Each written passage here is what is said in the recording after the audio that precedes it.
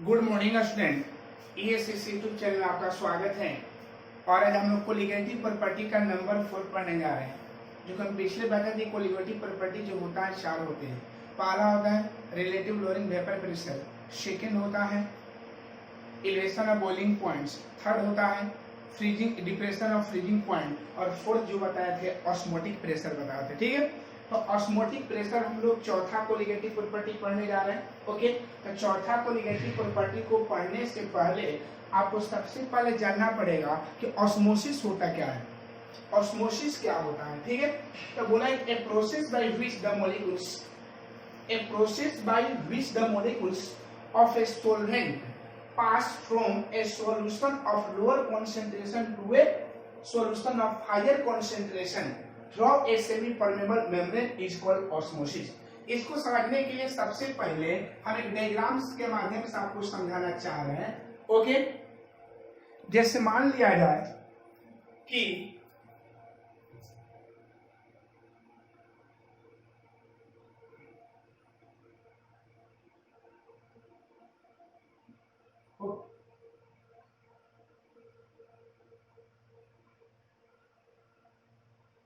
मान लिए हमारे पास दो, इसमें हम सॉल्यूशन ले लिए, ये सॉल्यूशन है। ओके, ये प्योर वाटर है, ये हमारा जो है प्योर वाटर है। कौन वाटर है बाबू? Pure water.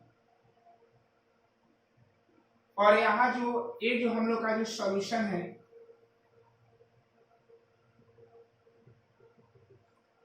ये हम लोग का सॉल्यूशन है। इसमें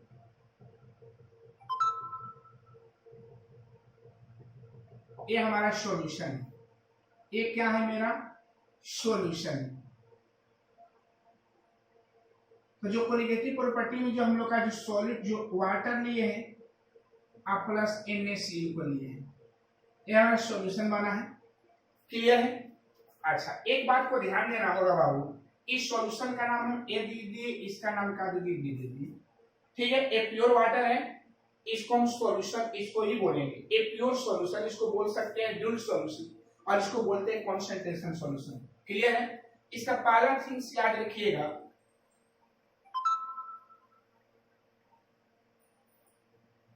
लोअर कॉन्सेंट्रेशन ऑफ सॉल्यूशन, और इसका जो हम लोग लिखेंगे हायर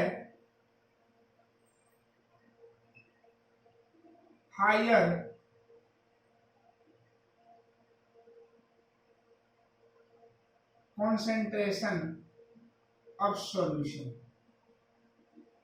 ठीक है, दूसरा पॉइंट लिखेंगे higher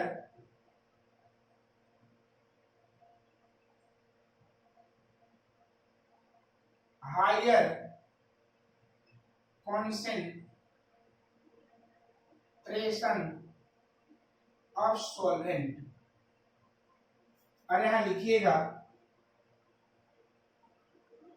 lower concentration of solvent. थोड़ा इस पॉइंट को समझिएगा। तो सबसे पहले हम कहा बोला कि एक इसमें प्योर वाटर है, इसमें हमारा क्या है? सॉल्यूशन है। तो ये जो सॉल्यूशन बना हुआ है वाटर प्लस NaCl साइड से बना हुआ है। तो एक बात आपको ध्यान देना होगा कि हमारा प्योर वाटर है, तो इसका याद रखिए जो प्योर वाटर जो हमारा सॉल्यूशन है उसका कॉन्सेंट्रेशन क्या होगा? लो होगा, लोअर होगा। ठीक है, और इसका कॉन्सेंट्रेशन क्या होगा? ज्यादा होगा। क्यों ज्यादा होगा? क्योंकि इसमें क्या किया गया? NaCl को, पहले यहाँ पर प्योर वाटर था, अब इसमें वाटर में NaCl को मिला दिया जाता है। ठीक है, तो याद रखिएगा कि अगर किसी सॉल्वेंट पे जैसे जैसे हम सॉलिड को मिलाते हैं वैसे वैसे सॉल्यूशन का कॉन्सेंट्रेशन क्या करेगा? हाइयर होगा, मतलब ज्यादा होगा। ठीक है, तो याद रखिएगा कि इस सॉल्यूशन का जो कॉन्सेंट्रेशन क्या है? लोअर है, और इस सॉल्यूशन का कॉन्सेंट्रेशन क्या है? हाइयर है। दूसरा पॉइंट है कि हाइयर कॉन्सेंट्रेशन ऑफ सॉल्वेंट, ये हमारा सॉल्वेंट है, तो इसमें जो हम लोग का प्योर वाटर है ना, खाली सॉल्वेंट का कॉन्सेंट्रेशन क्या होगा? हाई होगा, और इसमें लोअर कॉन्सेंट्रेशन ऑफ सॉल्वेंट इसमें कम होगा। क्यों होगा? तो आप ही बताइए बाबू कि यहाँ पर अगर मान लेते हैं कि हमारे पास 100 ml पानी है, और 100 ml पानी या वाटर है और यहाँ पर 100 ml क्या है सॉल्यूशन है। तो थोड़ा सा आप लोग यहाँ पर क्या देखिएगा कि जो 100 ml यहाँ जो है वो वाटर प्लस NaCl है और यहाँ जो 100 ml है यहाँ प्योर वाटर है। तब आखिर जब इसमें NaCl को ऐड करते हैं तो NaCl क्या करेगा, वाटर के कुछ मॉलिक्यूल्स को अपने तरफ ऑब्जर्व करेगा, तो यहाँ का वाटर का मान का कम होगा कि नहीं, इसलिए सॉल्वेंट का यहाँ पर कॉन्सेंट्रेशन क्या होगा, लो होगा और यहाँ पर सॉल्वेंट का कॉन्सेंट्रेशन क्या होगा, हाई होगा। तो आप लोग का जो डिफिनेशन देता है बुक में ये दोनों पर देता है, ठीक है ना। कहीं कहीं कंफ्यूज करके कहीं लोअर कहीं हायर कर लेता है, लेकिन याद रखिएगा कि जब सॉल्वेंट का ओनली फॉर डिफिनेशन देगा तो सॉल्वेंट का कॉन्सेंट्रेशन हायर होता है और याद रखिएगा सॉल्वेंट का कॉन्सेंट्रेशन यहाँ पर हायर होगा, यहाँ पर लो होगा, यहाँ पर सॉल्यूशन का लो होगा, यहाँ पर क्या होगा, हाई होगा। तो सबसे पहले याद रखिएगा कि अगर हमारे पास प्योर सॉल्यूशन है, वाटर जो अपने आप में एक सॉल्वेंट का भी काम करता है और अपने आप में एक सॉल्यूशन का भी काम करता है, एक बात ध्यान रखें। वाटर जो होता है वो क्या होता है, तो खुद स्वयं सॉल्यूशन होता है और वाटर को हम सॉल्वेंट भी बोलते हैं, वाटर को हम लोग सॉल्यूशन भी बोलते हैं, ठीक है। और देखिएगा तो यहाँ दो कंडीशन को ध्यान देना होगा कि lower concentration of solution, higher concentration of solution, higher concentration of solvent, lower concentration of solvent, ये हमारे पास है, ठीक है। अब थोड़ा सा ध्यान दीजिएगा, मान लिया जाए कि इसको हम क्या करते रहे, यहाँ पर क्या किए कर रहे हैं, थोड़ा सा ध्यान दीजिएगा कि इसमें क्या है, यहाँ पर हम एक सेमी परमेबल मेम्ब्रेन लगा दें, इसको SPM बोलते हैं, क्या बोलते हैं, SPM, इसको सेमी परमेबल मेम्ब्रेन बोलेंगे, SPM। अगर आम बात है बाबू थोड़ा सा समझिएगा कि इसमें क्या होगा कि अगर इसका हाई सॉल्वेंट का कंसंट्रेशन क्या है, हायर है, सॉल्वेंट का कंसंट्रेशन क्या है, हायर है, तो आम बात है प्रकृति का ही देन है कि कोई भी चीज है ज्यादा से कम में जाता है, कोई भी चीजें जो होता है ज्यादा से कहा जाएगा, कम में जाएगा। तो हम लोग का जो सॉल्वेंट पार्टिकल जो अलाउ होगा ऐसे होगा, हायर से कहा जाएगा, लोअर में जाएगा, कहा जाएगा लो, हायर से कहा जाएगा बाबू, लोअर में जा रहा है, देखिएगा हायर से कहा जा रहा है, लोअर में जा रहा है, ठीक है। तो वही बोला गया है, पहला डिफिनेशन तक दूसरा डिफिनेशन बताएंगे कि प्रोसेस बाय विच, मतलब वह प्रक्रिया, the molecules of solvent, the molecules of solvent passes from a solution of lower concentration to a solution of higher concentration। मतलब वह प्रक्रिया जिसमें विलाय का जो अणु होता है, मॉलिक्यूल्स होता है, लोअर कॉन्सेंट्रेशन से हायर कॉन्सेंट्रेशन में क्या करता है, जाता है ना, semi permeable membrane, semi permeable membrane से क्या कर सकता है, पास कर सकता है, पास कर जाता है, तो उसको हम लोग क्या बोलते हैं, ऑस्मोसिस के नाम से हम लोग क्या करेंगे, जानेंगे। तो इसके डायग्राम को थोड़ा सा हम अच्छा से समझा दे रहे हैं, जो आप लोग क्लियर समझ लीजिए। देखिए ये हमारा सॉल्वेंट है, इसका मॉलिक्यूल्स क्या है, यहाँ से पास कर रहा है, इसका भी मॉलिक्यूल यहाँ जाकर इसमें चल जा रहा है ना, और यहाँ पर हम लगा दिए यहाँ पर सेमी परमेबल मेम्ब्रेन, ये जो ब्लू कलर का जो है हमारा वो semi permeable,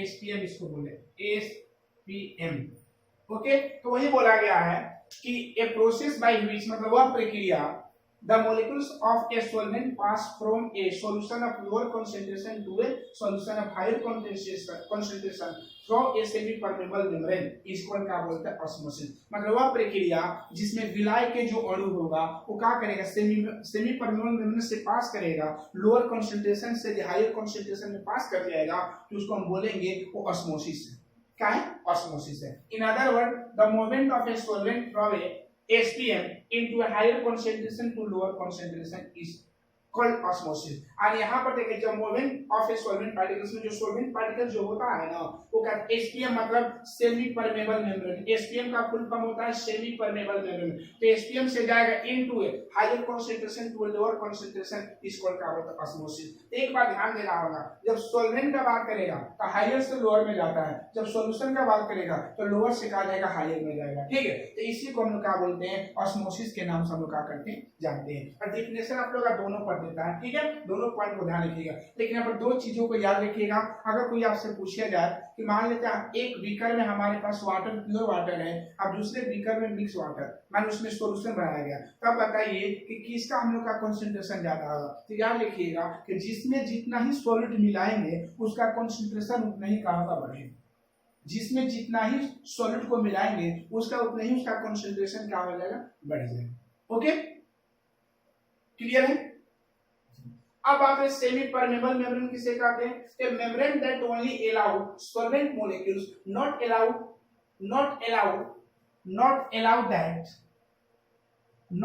that solid molecules is called semi permeable membrane। मतलब वह मेम्ब्रेन होता है जिसमें सिर्फ अलाउ होता है ओनली फॉर सॉल्वेंट पार्टिकल, जिसमें हमेशा सॉल्वेंट पार्टिकल ही क्या कर सकते, पास कर सकता है, not allow the solid particle, उसमें अलाउ सॉलिड पार्टिकल का नहीं होता है, तो उसको हम लोग क्या बोलते हैं, सेमी परमेबल मेम्ब्रेन के नाम से हम लोग क्या करते हैं, जानते हैं। जैसे मान लिया जाए कि मान लेते हैं हम चीनी के पानी में NaCl को घोल दिए, NaCl घोले तो एक सॉल्यूशन बन गया। अब उसको क्या किए कि अगर उसको हम कपड़ा से अगर छानते हैं तो हम लोग क्या देखते हैं कि जो जितना भी जल का पानी होगा वो कपड़ा से बाहर का निकल जाता है, और जितना उसमें नमक का पार्टिकल्स होगा वो उसके कपड़े के ऊपर क्या होता है, छना जाता है। ठीक है, तो ठीक उसी प्रकार हमारा मेम्ब्रेन होता है, ठीक उसी जैसा बिहेवियर करता है कि जो अपने से जो अलाउ करता है वो हमेशा सॉल्वेंट पार्टिकल को ही उसे पास कर सकता है, जहां सॉलिड पार्टिकल आएगा तो उसको अलाउ नहीं होने देगा। तो उस प्रकार के मेम्ब्रेन को हम लोग क्या बोलते हैं, semi permeable membrane.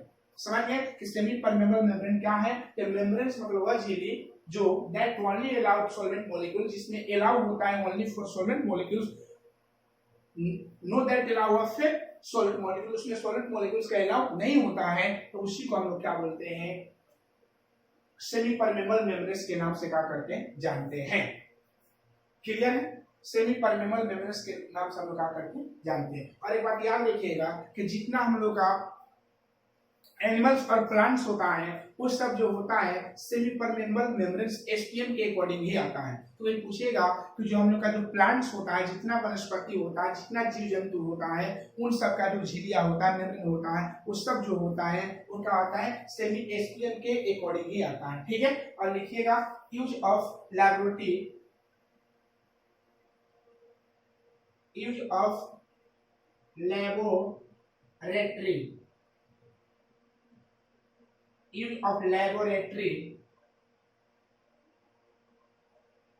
of SPM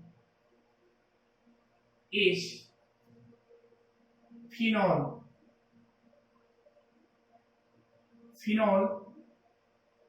और K3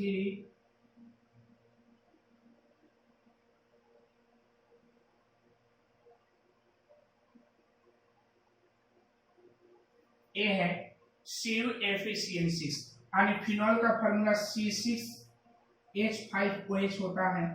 तो देखिएगा अगर कोई पूछेगा कि वो कौन ऐसा जो मेम्ब्रेन्स है ना, जिसका यूज हम लोग करते हैं, क्या करते हैं, लैबोरेटरी में यूज करते हैं, तब कॉपर फेरोसाइनाइड और जो फिनॉल जो होता है ना, कॉपर फेरोसाइनाइड और जो फिनॉल होता है, ये सब ऐसा मेम्ब्रेन होता है जिसका हम लोग यूज करते हैं, क्या, जिसका हम लोग यूज करते हैं, किसके रूप में करते हैं, SPM के रूप में यूज करते हैं। लेकिन कहां पर यूज करते हैं, तो हम लोग क्या बोलेंगे, लैबोरेटरी में। किसमें आ सकता है क्वेश्चन कि लैबोरेटरी में यूज होने वाला सेमी परमेबल मेम्ब्रेन कौन होता है, तो क्या बोलिएगा, तो जो यूज होने वाला होता है वो क्या है, कॉपर फेरोसाइनाइड, इसका नाम है कॉपर फेरोसाइनाइड। लिख लीजिएगा कॉपर फेरोसाइनाइड, Cu बड़ा कोष्टक FeCN पूरा ब्रैकेट 6 फिनॉल होता है। ठीक है, ये जो हम लोग का सेमी परमेबल मेम्ब्रेन होता है वो इसका एग्जांपल है जो हम लोग लैबोरेटरी में यूज करते हैं। ठीक है, और याद रखिएगा कि जो सेमी परमेबल मेम्ब्रेन जो होता है ना,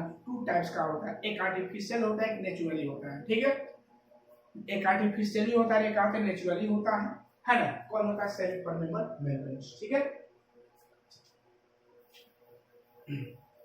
ये हम लोग का क्या हुआ, सेमी परमेबल मेम्ब्रेन्स का डिफिनेशन हुआ और ऑस्मोसिस का डिफिनेशन हुआ। ओके, चलिए अब लिखेंगे types of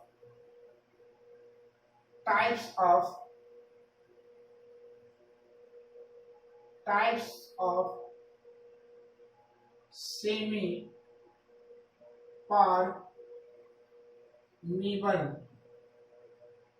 membrane. Types of semi-permeable membrane.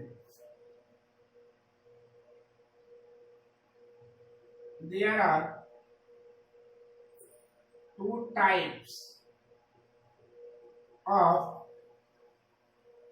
SPM.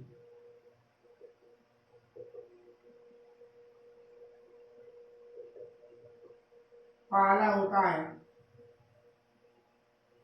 Artificial, चाहे कोई को भी आर्टिफिशियल लिख सकते हैं, आर्टिफिशियल सेमी परमेबल मेम्ब्रेन, और दूसरा होता है नेचुरली। थर्ड हम लोग पढ़ेंगे सेमी परमेबल मेम्ब्रेन्स के टाइप्स। तो दो टाइप्स का होता है। पहला होता है, कितने टाइप्स के होते हैं बाबू? दो टाइप्स के होता है।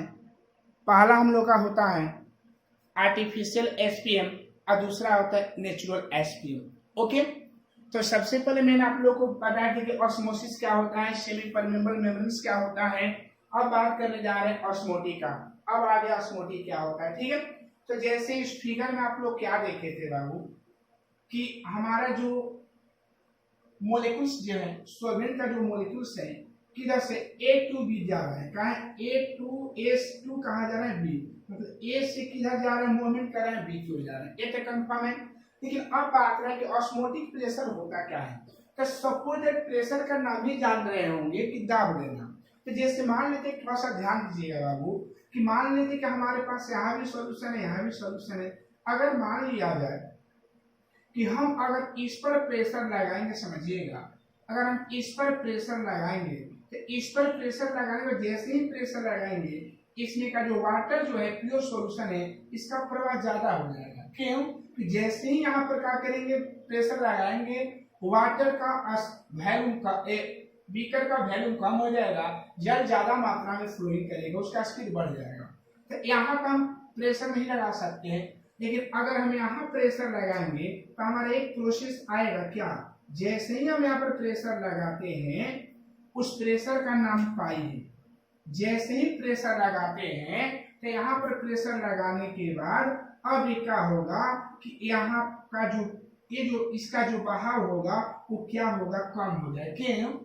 क्योंकि इसका कम लेयर होगा, लेयर इसका कम होगा तो पानी कहाँ जाएगा? इसमें नहीं आ पाएगा, रुक जाएगा। कहा जाएगा? बहाव इसका कहाँ हो जाएगा? रुक जाएगा। तो उसी रुकने वाले प्रेशर को हम लोग क्या बोलते हैं? ऑस्मोटिक प्रेशर के नाम से क्या करते हैं? जानते हैं। तो बोला गया है कि the minimum pressure which need to apply to a solution to prevent the invert flow its pure solvent across SPM. मतलब एसपीएम से सोल्वेंट को फ्लो नहीं होने के लिए, प्रवाहित नहीं होने के लिए उस पर लगाया गया मिनिमम फोर्स, किस पर? सॉल्यूशन पर लगाया गया मिनिमम फोर्स को हम लोग क्या बोलते हैं? ऑस्मोटिक प्रेशर के नाम से हम लोग क्या करते जानते हैं। तो कोई पूछेगा कि ऑस्मोटिक प्रेशर होता क्या है, तो ऑस्मोटिक प्रेशर हम लोग का मेनली यही होता है कि ऑस्मोटिक प्रेशर जो होता है बाबू लोग, वो क्या होता है? The minimum pressure which need to be applied to a solution to prevent invert flow its pure solvent across a SPM is called, क्या बोलते हैं? Osmotic pressure. यानी कहने का मतलब है वह न्यूनतम दाब जिसमें विलाय के अणु को अर्ध कार्य में झिल्ली से रोकने के लिए जो न्यूनतम दाब लगाया जाता है, जो दाब लगाया जाता है, उस दाब को हम लोग क्या बोलते हैं? ऑस्मोटिक प्रेशर के नाम से हम लोग क्या करते जानते हैं। तो ऑस्मोटिक प्रेशर अब जान गए क्या है, तो यही बोलिएगा, है ना, कि जो प्राशन की क्रिया को क्या करके रोक देता है, जो वह दाब जो प्रासंगिक the minimum pressure applied to a solution is not allow the solvent molecules of a solution, and वह मिनिमम प्रेशर जो क्या तो सॉल्वेंट मॉलिक्यूल्स को क्या तो सॉल्यूशन में सेमी परमेबल मेम्ब्रेन से अलाउ नहीं होने देता है, उसको रोक देता है, तो उसको हम लोग क्या बोलते हैं? ऑस्मोटिक प्रेशर के नाम से क्या करते हैं? जानते हैं। तो आप जानते होंगे कि ऑस्मोटिक प्रेशर होता क्या है, ठीक है। इसका दो लॉ है, लॉ ऑफ ऑस्मोटिक प्रेशर। तो पहला है वाइल्स-वानटॉफ लॉ, पहला है वाइल्स-वानटॉफ लॉ और दूसरा होता है चार्ल्स-वानटॉफ लॉ। इसमें बताया गया कि the osmotic pressure of a solution, osmotic pressure को पाई से इंडिकेट करते हैं। The osmotic pressure of a solution is directly proportional to its concentration. Concentration को हम C से इंडिकेट करते हैं, कंसंट्रेशन को हम क्या करते हैं? C से इंडिकेट करेंगे। ओके, तो पाई डायरेक्टली प्रोपोर्शनल का होगा C। और कहीं कहीं क्या देखिएगा कि इसी लॉ को हम लोग पाई इनवर्सली 1/v बोलते हैं। कभी कभी वैल्यू बोल ऐसे ही बोल सकता है the osmotic pressure of a solution is inversely proportional to its volume of a solution, यानी सॉल्यूशन के वैल्यू के का डायरेक्टली होता है। और कंसंट्रेशन याद रखिएगा कि सी और वी का जो रिलेशन होता है ना उल्टा होता है, ध्यान रखना। सी भी का रिलेशन का है उल्टा होता है, तो 1/v के जगह पर हम लोग का लिख देंगे सी। तो आपका डेफिनेशन वाल्स लॉ जो होता है ना दोनों पर आप बोल सकते हैं, वॉल्यूम पर भी बोल सकते हैं या कंसंट्रेशन पर भी क्या कर सकते बोल सकते हैं। अगर कंसंट्रेशन पर बोलिएगा तो डायरेक्टली होता है, वॉल्यूम पर बोलिएगा तो क्या होगा इनवर्सली होता है। ओके क्लियर है। Charles quantum law, the osmotic pressure of a solution, the osmotic pressure of a solution is directly proportional to its temperature, यानी osmotic pressure जो होता है सॉल्यूशन का पाई जो होता है वो डायरेक्टली प्रोपोर्शनल आपके क्या होता है टेम्परेचर, टेम्परेचर के क्या होता है डायरेक्टली प्रोपोर्शनल होता है। ठीक है, तो पाई डायरेक्टली का T हो जाएगा। C इज कांस्टेंट, इसमें कंसंट्रेशन कांस्टेंट रहेगा और वाल्स लॉ में क्या होता है टेम्परेचर कांस्टेंट होता है। तो क्वेश्चन आ सकता है तो वाल्स क्वांटम लॉ में कौन सा क्वांटिटी कांस्टेंट मतलब फिक्स होता है, तो टेम्परेचर। ठीक है ओके अब हम चलेंगे फ्रॉम इक्वेशन 1 एंड 2 से। तो फ्रॉम इक्वेशन एंड 2 से चलेंगे तो पाई दोनों को मिलाएं तो पाई दोनों में कॉमन है तो पाई ले लिए, सी और टी दोनों डिफरेंट है दोनों को मिला दिए, पाई बराबर आर सी टी, पाई बराबर सी आर टी। ठीक है, where R is a constant it's called solution constant, और आर का जो वैल्यू हम लोग का होता है 0.0821 एटीएम लीटर केल्विन इनवर्स और मोल इनवर्स होता है। ठीक है, तो किसका हम लोग का वैल्यू है बाबू, आर का वैल्यू। ठीक है, तो यही होता है हम लोग का ऑस्मोटिक प्रेशर निकालने का जो फार्मूला पूछा जाएगा तो क्या बोलिएगा पाई बराबर सी आर टी। ओके, और इस इक्वेशन को हम बोलते हैं equation of A dilute solution. dilute solution मतलब तनु घोल का समीकरण क्या होता है, dilute equation of a solution कितना होता है, equation of A dilute solution, यानी कहने का मतलब होता है किसी घोल का जो ऑस्मोटिक प्रेशर होता है ना वो क्या होता है C बराबर RT होता है। ठीक है, अच्छा अब हम लोग क्या करेंगे याद रखिएगा कि जो हम लोग वी नो दैट हम लोग जानते हैं कि molarity equal number of moles of solute. Okay, number of moles of solute होता है, नंबर ऑफ मोल्स ऑफ क्या होता है सॉल्यूट होता है। ओके, मोलारिटी यहां लिख दे रहे हैं आप, molarity equal number of moles of solute upon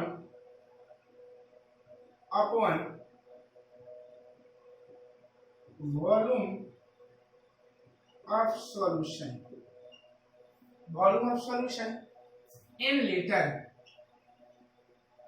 होता है। तो मोलारिटी को ही हम लोग मोलर कॉन्सेंट्रेशन याद रखिएगा क्योंकि हम लोग कॉन्सेंट्रेशन यहाँ जो बोला गया है ना वो मोलर कॉन्सेंट्रेशन आप लिख सकते हैं। कौन कॉन्सेंट्रेशन का बात है, मोलर कॉन्सेंट्रेशन, तो मोलर कॉन्सेंट्रेशन के डायरेक्टली प्रोपोर्शनल होता है। ठीक है, तो मोलर कॉन्सेंट्रेशन हम मोलारिटी को बोलते हैं। ओके, तो इसको सी इंडिकेट कर रहे हैं तो n बाई का हो जाएगा v, c equal n by का हो जाएगा, c इक्वल n बाई का हो जाएगा v हो जाएगा। ओके, c इक्वल हम लोग का n बाई का बन जाएगा v। क्लियर है, c इक्वल n बाई का हो जाएगा v, और याद रखिए v यहाँ पर जो लेंगे लीटर में लेकर चलेंगे, किस लेकर चलेंगे लीटर में। अब लिखेंगे फ्रॉम, ऐसे लिख सकते हैं पुटिंग द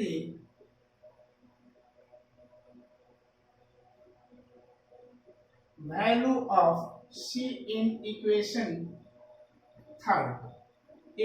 थर्ड में तो क्या हो जाएगा कि पाई बराबर सी आर टी और पाई बराबर c के जगह पर n बाई वी हो जाएगा आर टी, तो पाई भी बराबर का हो जाएगा n आर टी। तो याद रखिएगा तो ये भी हम लोग का इक्वेशन ऑफ dilute सॉल्यूशन। ठीक है, तो हम लोग का इक्वेशन ऑफ इसको क्या बोलेंगे dilute सॉल्यूशन के नाम से क्या करेंगे जानेंगे। तो न्यूमेरिकल फॉर्म में जो हम लोग का जो जास्ती होता है इसी को हम लोग यूज करते हैं, कभी कभी इसको भी यूज करेंगे। तो पाई भी बराबर n आर टी, इसको और आगे लेना चाहते हैं तो n इक्वल का नंबर ऑफ मोल्स है, number of moles of solute आप लोग जानते हैं n equal small w by small m, then क्या हो जाएगा पाई भी बराबर छोटा w by m into R T, okay R T, और पाई भी equal w R T by m, और एक pi equal w R T by m भी, ए भी होता है। ओके, तो आपको जो फॉर्मूला आपको यूज करना होगा आप यूज करिएगा, आपको कोई प्रॉब्लम नहीं है ना। हम लोग जाती बस आपको याद रखना है सिर्फ इसको और इसको याद रखने की जरूरत नहीं है, ये आप लोग खुद यहाँ से निकाल सकते हैं, लेकिन कभी कभी एग्जाम में ऐसा दे सकता है और देता भी है। ओके, तो ये हम लोग का फॉर्मूला हो गया। ओके, क्लियर है? चलिए क्या लिख सकते हैं, where W equal mass of solid, okay, R equal solution constant, okay, T equal temperature,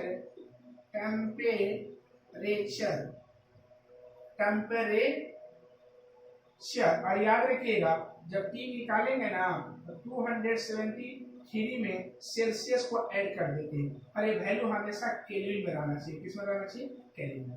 clear है? तो T का वैल्यू जान गए, R का वैल्यू जान गए, है ना? क्लियर है? चलिए उसके बाद R का वैल्यू आपको जानने करते हैं कितना होता है, 0.0821 atm litre kelvin inverse mole inverse. Okay, confirm है? अच्छा, आगे बात किया जाए, m इक्वल का लिखेंगे मास ऑफ सॉल्यूट, लिखेंगे mass of solute, molecular mass,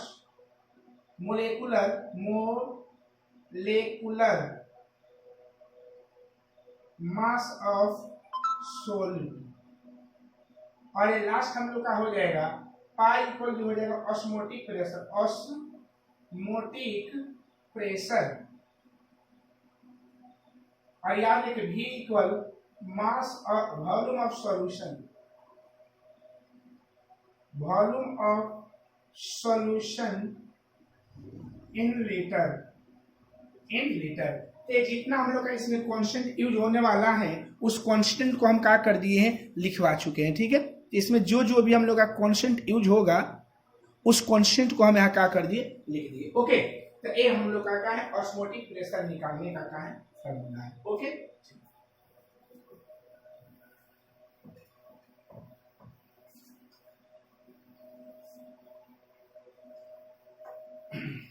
अब हम लोग पढ़ेंगे इस पर न्यूमेरिकल, कुछ आप लोगों को बता दे रहे हैं कि इस पर न्यूमेरिकल कैसे हम लोग का पूछा जाएगा। तो क्वेश्चन ये, calculate the osmotic pressure of 5% solution of a cane sugar at 27 degree Celsius. मतलब बोला है कि हम लोग को ऑस्मोटिक प्रेशर कैलकुलेट करना है किस सॉल्यूशन का, केन शुगर। केन शुगर का मतलब होता है क्या, केन शुगर का मतलब हम लोग क्या जानते हैं, चीनी। ओके, तो याद रखिएगा कि पहले के 5% का मतलब क्या समझना चाहते हैं।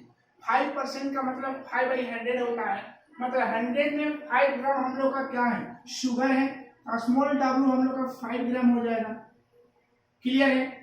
और इसमें m, तो m हम लोग का केन शुगर है, तो शुगर चीनी को बोलते हैं, तो C12H22O11, m इक्वल कार्बन का 12 × 12 होता है, हाइड्रोजन का 1 × 20 और 16 × 1 हो जाएगा। ओके, तो m equal 144 plus 22 plus 176, m equal 342। Clear है? टेम्परेचर हम लोग का दिया है, तो टेम्परेचर ध्यान रखना है बाबू कि टेम्परेचर जो हम लोग का दिया है 27 डिग्री सेल्सियस दिया है, लेकिन हमको इस फार्मूला में केल्विन में चाहिए। 273 में 27 को हम क्या कर देंगे, ऐड कर देंगे। 27 को हम क्या कर देंगे, ऐड कर देंगे। ऐड करेंगे तो कितना होगा, 300 केल्विन हो जाएगा। ओके, भी याद रखिएगा जहां भी परसेंटेज का क्वेश्चन देगा तो आप याद रखिए परसेंटेज वाले में हम लोग का जो वैल्यू होता है 1/10 लीटर होता है। ठीक है, आर का वैल्यू हम लोग जानते हैं 0.00821 होता है, atm litre kelvin inverse mole inverse. हम लोग का पाई का वैल्यू का करना फाइंड करें। देखिए तो उसी से हम लोग का इतना वैल्यू को फाइंड किया। स्मॉल w 5 कहां से है कि 5% है। m का वैल्यू केन शुगर है तो केन शुगर का कितना होता है वैल्यू आप लोग मोलेकुलर मास निकालिए 342 हो जाएगा। क्या हो जाएगा बाबू 300 हम लोग का बन जाएगा 42 हो जाएगा। ओके चलिए अच्छा टी केल्विन में चेंज किए भी 1/10 लीटर परसेंटेज का जहां भी क्वेश्चन देता है उसको हम 1/10 लीटर लेते हैं। R का वैल्यू 0.0821 atm लीटर केल्विन वर्स मोल इनवर्स पाई निकालना है। ठीक है तब यहां पर लिखेंगे equation of dilute solution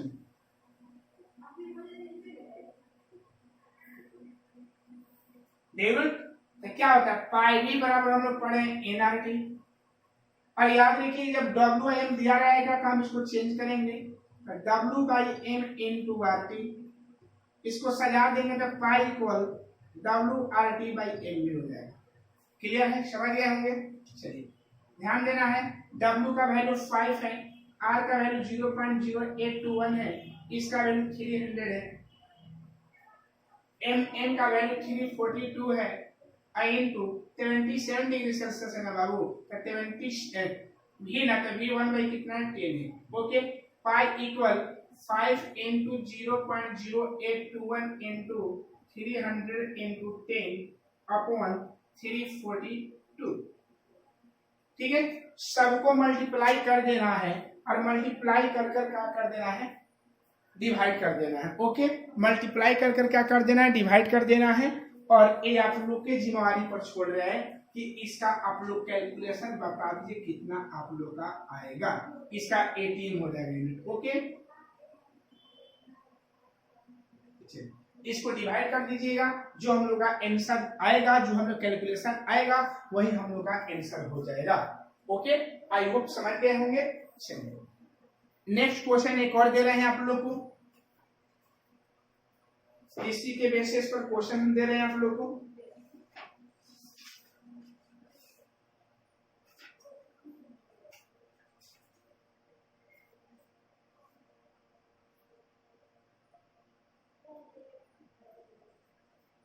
question नहीं है खाली यहाँ पर 50 डिग्री कर देना है। ठीक है कितना डिग्री कर देना है 50 डिग्री। क्वेश्चन नंबर हम आप लोग को 2 दे रहे हैं। क्वेश्चन नंबर क्या हम दे रहे हैं 2 और बस आप लोग का खाली 15 कर देना है। ठीक है हम लोग का क्वेश्चन नंबर कितना है बाबू 2 है। ठीक है एक क्वेश्चन नंबर कौन सा है हम लोग का एक क्वेश्चन नंबर क्या है 2 है और इसमें याद रख देना है कि जहां हम लोग का 27 दिया था वहां कितना डिग्री सेल्सियस 15 डिग्री सेल्सियस कर दिए। ओके सब हम लोग का वैल्यू यही रहेगा खाली यहाँ पर चेंज करना है 15 आ जाएगा इसको सब वही रहेगा टोटल वैल्यू वही रहेगा। यहाँ सिर्फ 15 करेंगे तो कितना ऐड करने पर आएगा 288 आएगा ना बाबू 288 केल्विन। ठीक है यहाँ हो जाएगा हम लोग का 288 केल्विन। अगर चेंज होगा अगर पूरा हल करिएगा 3.428 इसका आ जाएगा। ठीक है तो एक क्वेश्चन नंबर हम लोग का कौन हुआ बाबू सेकंड होगा। ठीक है एक क्वेश्चन नंबर कौन सा हो गया सेकंड हो गया। ठीक है तो आप लोग समझ गए कि कैसे इसमें हर एक वैल्यू को हमको क्या करना है निकालना होगा। तो यही आपका मेन वैल्यू है और इसी वैल्यू पर आपको हर एक क्वेश्चन को क्या करना होगा जवाब देना होगा। क्लियर है चलिए इस क्वेश्चन को आप लोग बना लीजिएगा। एक और क्वेश्चन दे रहे हैं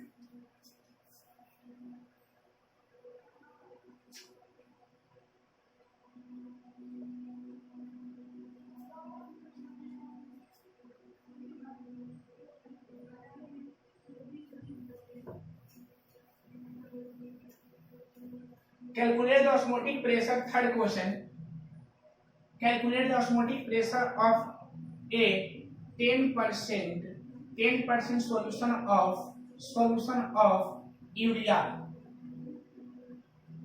at 37 degree celsius at 37 degree celsius कितना डिग्री सेल्सियस पर 37 डिग्री सेल्सियस पर हम लोग को ऑस्मोटिक प्रेशर का करना फाइंड करना है। तो सोल्व किया जाएगा बाबू सोल्व करेंगे तो ध्यान दीजिएगा सोल्व करने के बाद कितना आएगा देखिएगा। सोल्व जब किया जाएगा तो ये स्मॉल w हम लोग का 10 ग्राम हो जाएगा। स्मॉल w 10 ग्राम m जो हम लोग का यूरिया है तो यूरिया का फॉर्मूला होता है NH2CONH2 इसको जब टोटल हल करिएगा 60 आ जाएगा। कितना है 60।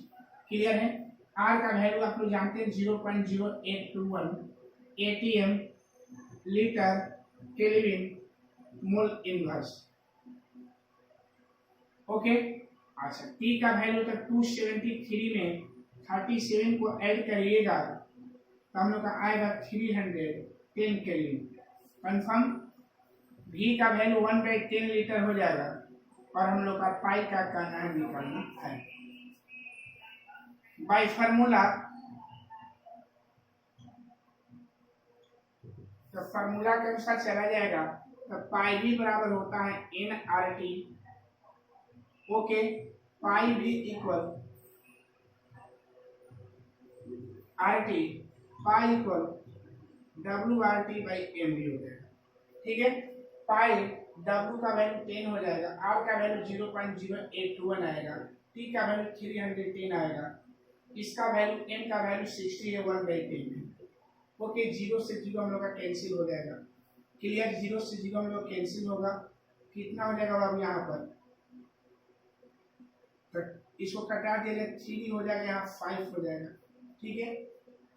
ऐड कर दे रहे हैं, गुना कर दे रहे हैं यहाँ पर 5 से कम 5 हो, 5 में 10 1 11 8 5 40 40 है 41। कम के बाद 10 मल हो जाएगा 4 4 के बाद 10 मल होगा ना बाबू। फिर से एक बार ध्यान दिया जाए। ठीक है। कम के बाद 10 मल 4 के मतलब 0.0414 इंटू 310 हो जाएगा। ओके। बाई कितना होगा 3 हो जाएगा। इसको फिर गुणा किया जाए तो 0 हो जाएगा। 21 5 55 के 5 हासिल 15 15। ठीक है। 0 15 के 5 हासिल 1 21 1 32 के 2 हासिल 3 31 चौके 124 24 1 25 24 125 बाई कितना आ जाएगा 3। कौन का बाद 4 1 2 3 4 पाई पर कितना हो जाएगा। एक बार फिर से गुना कर दिया जाएगा बाबू। एक हम लोग का 0 रहेगा ही। 21 5 155 तो 21 5 155 के 5 हासिल 15 0 हो जाएगा। 21 का गुना 0 0 हो जाएगा हासिल 15 का 15 का 5 हासिल 1। अच्छा 31 एक कम 31 1 हासिल 32 हो गया। 31 चौके 24 31 चौके 24 और 3 27 हो जाएगा। 24 और 3 27 3 अंक के बाद स्मॉल 127.3 लगभग लिख सकते हैं बाई 3। पाई इक्वल 3 चौके 12 3 दूनी 6 3 दूनी 6 और 3 लगभग 3 8 है 24 18 हो जाएगा। तो यही हम लोग का हो गया ऑस्मोटिक प्रेशर हुआ। ठीक है। तो आज के इस वीडियो में इतना ही। अगर ये वीडियो पसंद आया होगा तो लाइक और सब्सक्राइब करना भूलिएगा। जय हिंद जय भारत।